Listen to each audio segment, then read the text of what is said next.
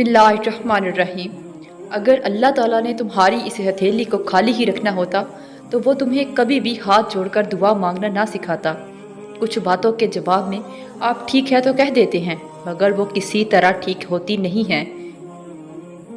सिर्फ हाथ ही नहीं, अल्फाज भी सहारा बनते हैं। जहाँ हाथ ना पकड़ सकें वहाँ लफ्ज़ों से थाम लिया करें।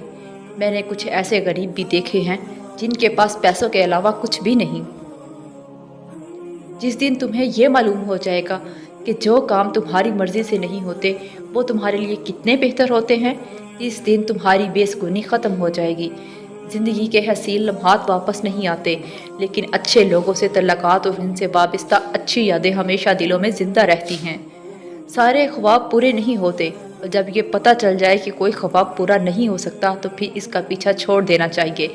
ये ज़िंदगी में सुकून के लिए बहुत ज़रूरी है।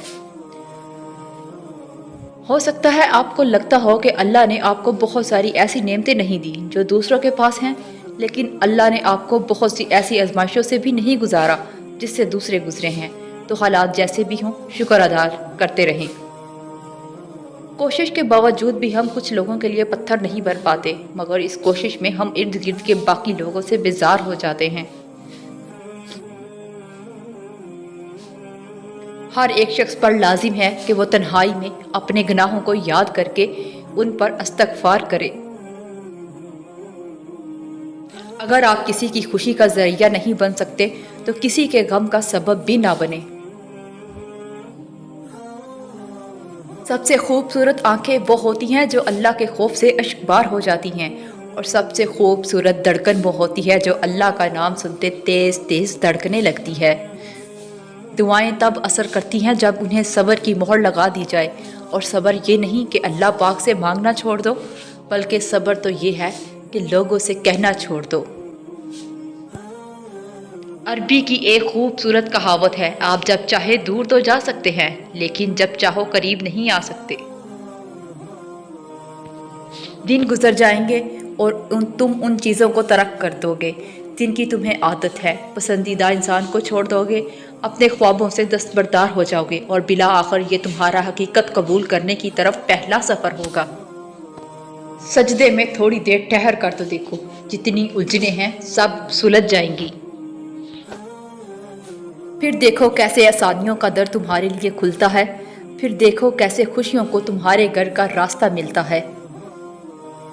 कभी यह मत सोचना कि हमारे रब ने हमें मुश्किल में अकेला छोड़ दिया है। याद रखो, इम्तिहान के वक़्त उस्ताद हमेशा खामोश रहता है।